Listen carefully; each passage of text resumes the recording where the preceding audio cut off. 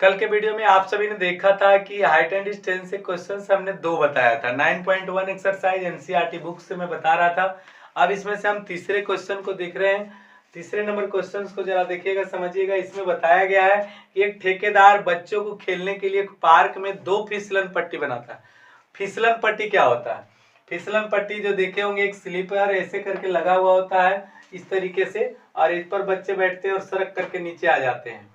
तो होता क्या है, एक पटरा मान लीजिए कि ऐसे करके लगा देते हैं और यहाँ पर एक कोई ऊंचा चीज होता है तो ऐसे लगाते हैं, फिसलन पट्टी बन जाती है। तो एक फिसलन पट्टी 5 वर्ष से कम उम्र के बच्चों के लिए है, लगाना चाहता है। 5 वर्ष से कम उम्र के बच्चों के लिए वह एक ऐसी फिसलन पट्टी लगाना चाहता है जिसका शिखर 1.5 मीटर की ऊंचाई पर है। ये जो शिखर है इसका 1.5 मीटर शिखर, इसको बोलते हैं कि शिखर इस शीर्ष पर आकर के आदमी चढ़ेगा और नीचे की ओर खिसक के जाएगा और भूमि के साथ 30 डिग्री के कोण पर झुका हुआ है, 30 डिग्री के कोण के साथ झुका हुआ है।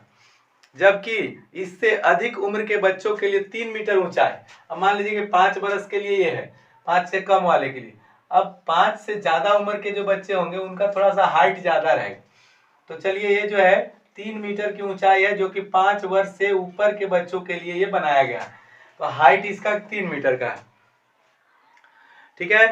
फिसलन पट्टी लगाना चाहता है जो भूमि के साथ 60 डिग्री का कोण बनाता है।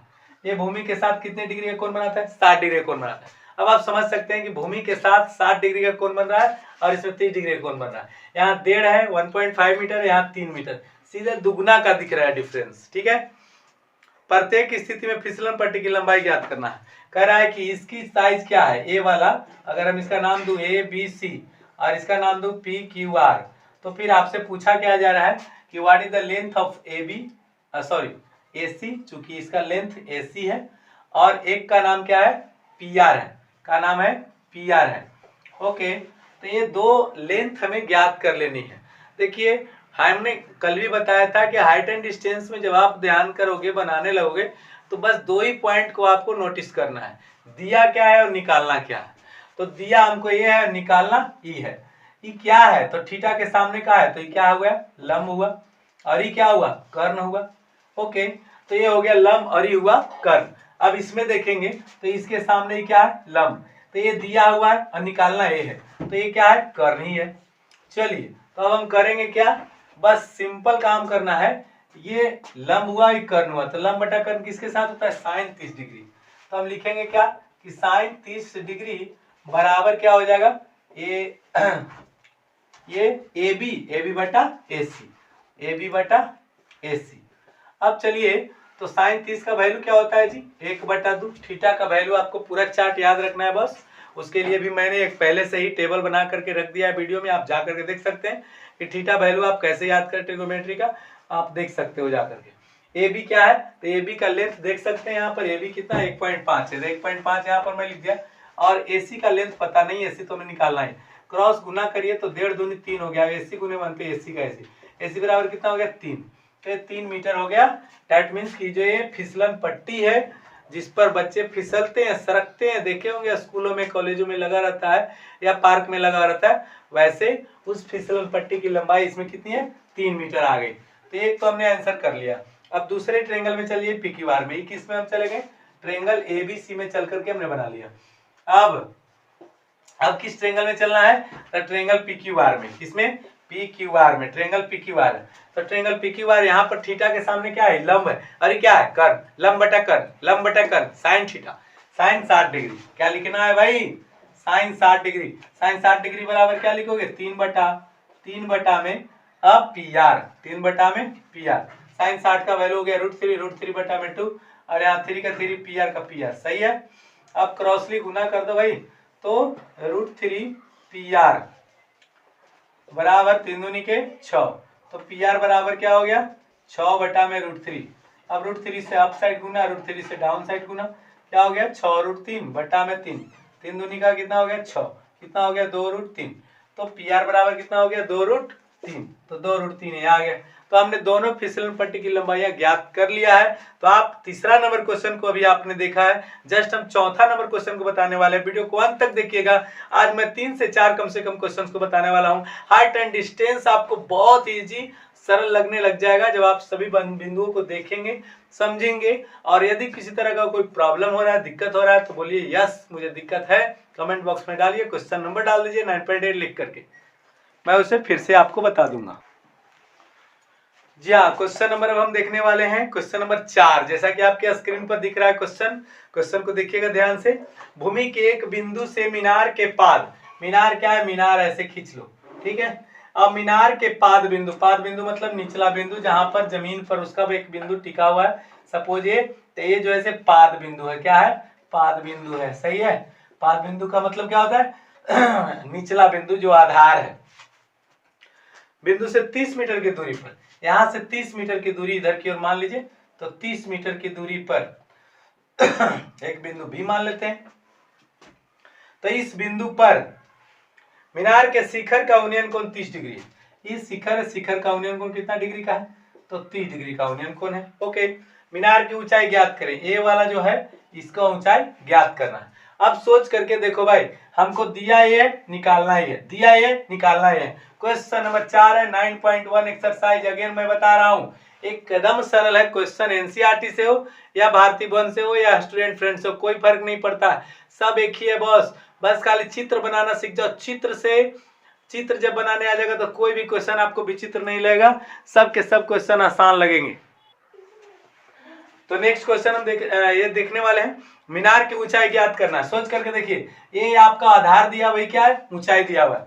तो क्या करोगे हम, टेन थीटा। अब कोई बोलेगा बच्चा कि टेन थीटा कैसे सेलेक्ट कर लिए, सोच करके देखो बॉस, इसके सामने वाला क्या हो गया, लंब, अभी क्या हो गया, आधार। ये लंब है, ये आधार है, ये लंब है, ये आधार है। लंब बटा आधार किसमें होता है, लंब बटा आधार किसमें होता है, टेन थीटा में। किसमें होता है, टेन थीटा में। किसमें होता है, टेन थीटा में। किसमें होता है, टेन थीटा में। तो टेन 30 डिग्री लिख दिया, और इसके बाद बराबर क्या लिखेंगे, इतना बटा इतना। तो h वो हमें इमेजिन किया हुआ है, माना हुआ है कि माना कि ये जो मीनार है, ये मीनार जो है h मीटर ऊंचा है, तो मीनार को हमने h मान लिया। अब बटाई कितना हो गया, 30। अब टेन 30 का वैल्यू क्या होता है, 1/√3 बराबर क्या हो गया, h बटा 30। अब क्रॉस गुना कर दो ऐसे भाई, h√3 बराबर कितना हो गया, 30 गुने 31। अब h बराबर कितना, तो √3 नीचे आ जाएगा, तो 30 बटा में कितना हो गया, √3 गया नीचे। अब √3 से अप साइड गुना, √3 से डाउन साइड गुना, कितना हो गया बॉस, 3√3 बटा में कितना, 3, √3 गुने √3 3। अरे √3 गुने √3 3, 3 तरीके 9, 9 का वर्गमूल 3। अब ये 3 से काटना चाहोगे तो 10, कितना हो गया वैल्यू, 10√3। तो इसका वैल्यू आ गया बॉस 10√3, सही है। तो मीनार की जो ऊंचाई हमें पूछी जा रही थी, तो हमने ज्ञात कर लिया, मीनार की ऊंचाई बराबर तो 10√3 मीटर आंसर। अगर इतना नहीं दिया होगा तो कहीं पॉइंट में दिया होगा, तो क्या कर सकते हो, 10 गुने √3 का वैल्यू 1.732 होता है, 10 से गुना करिएगा तो 1732 पर एगो जीरो लगा दो, चूंकि 10 से गुना कर रहे हो। अब पॉइंट के बाद कितना अंक है, 3 अंक। इधर से दाहिने 3 अंक है और उधर से आके बाएं 3 अंक लगा दीजिए, लगभग 17.32 मीटर। ये आपका एग्जैक्ट आंसर हो गया पॉइंट तक में। अब इतना से ज्यादा कुछ तो दिया नहीं होगा आगे। चलिए नेक्स्ट क्वेश्चन हम देखने वाले 5 नंबर को। क्वेश्चन नंबर 5, जैसा कि आपके स्क्रीन पर साफ साफ झलक रही है, आप स्पष्टली देख सकते हैं। क्वेश्चन को देखते जाइए, पढ़ते जाइए, मैं भी ऐसे पढ़ करके ही चित्र बनाता हूं, जरा सा देखिएगा, समझिएगा। भूमि से 60 मीटर की ऊंचाई पर एक पतंग उड़ रही है। भूमि से 60 मीटर की ऊंचाई पर, ये भूमि हो गया, और इस मान लीजिए कि पॉइंट ए है, और इस पॉइंट ए से 60 मीटर की ऊंचाई पर कोई जो है ऐसे पतंग यहाँ पर ऐसे उड़ रही है, ठीक है, उड़ रही है। पतंग की डोरी, लगी डोरी को अस्थायी रूप से भूमि के एक बिंदु से बांध दिया गया है। अब बताइए कि अगर ये पतंग यहाँ है तो डोरी तो ऐसे ही रहेगा ना, ऐसा तो है नहीं कि डोरी है। तो ये डोरी को क्या है कि यहाँ पर बांध दिया गया, मान लीजिए कि सी बिंदु पर बांध दिया गया, बी बिंदु ऊपर है ओके। भूमि के साथ डोरी का झुकाव 60 डिग्री का है। अब भूमि के साथ डोरी का झुकाव कितने, 60 डिग्री का है। बहुत आसान क्वेश्चन होता है बॉस, ये 2 नंबर में 1 नंबर के क्वेश्चन पूछे जा सकते, इतने सरल क्वेश्चन 2 नंबर से ज्यादा कभी नहीं पूछा जाएगा। एकदम पूरे फेथ करो मुझ पे ना, लगातार क्वेश्चन मैं करा रहा हूँ बोर्ड एग्जाम के लिए। हर बार बच्चे मैं बच्चों को मैं बोर्ड एग्जाम दिलाता हूँ, बिहार बोर्ड के बच्चों को, तो ये अनुभव तो है ही कि भाई कौन से क्वेश्चन आते हैं, कौन से क्वेश्चन नहीं आते हैं।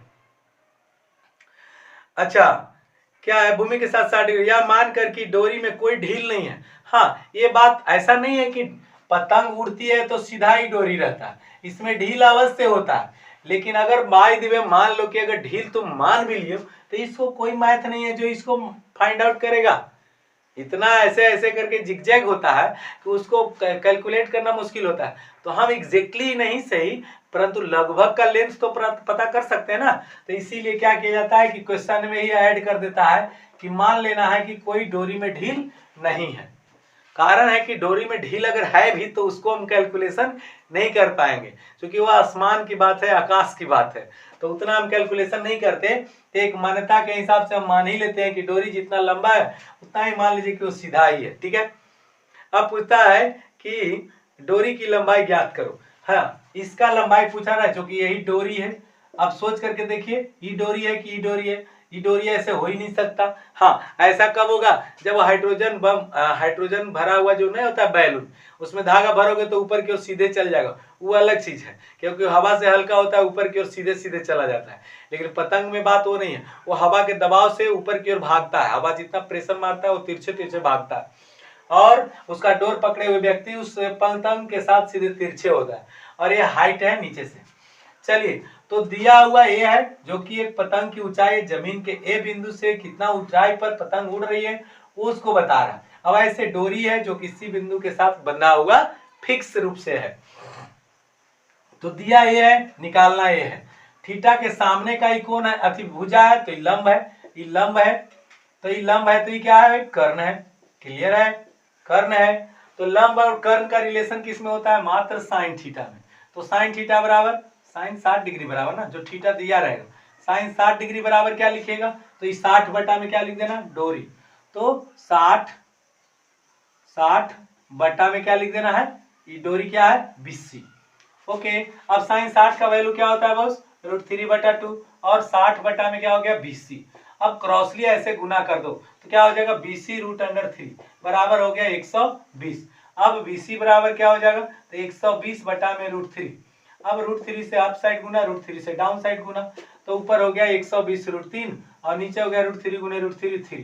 3 से इसको काटोगे तो 40, कितना हो गया भाई, 40 √3। फाइनली 40 गुने 1.732। अब गुना करोगे तो 4 दूनी 8, 4 तिया 12 और 17 चौका 68 69। एक जीरो भी डाल दीजिए और पॉइंट के बाद इधर 3 अंक है, इधर से आकर 3 अंक के बाद पॉइंट डाल दो, दैट मीन 69.28 मीटर, यही आंसर हो जाएगा। तो डोरी की लंबाई BC आ चुका।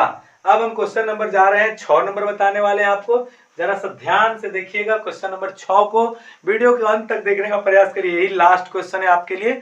फिर मैं अगले वीडियो में अगले क्वेश्चन को 3 से 4 क्वेश्चन को फिर कवर करेंगे। 3-3 4-4 क्वेश्चन होगा, वीडियो लंबा भी नहीं होगा, आपको अच्छा भी लगेगा, बोरिंग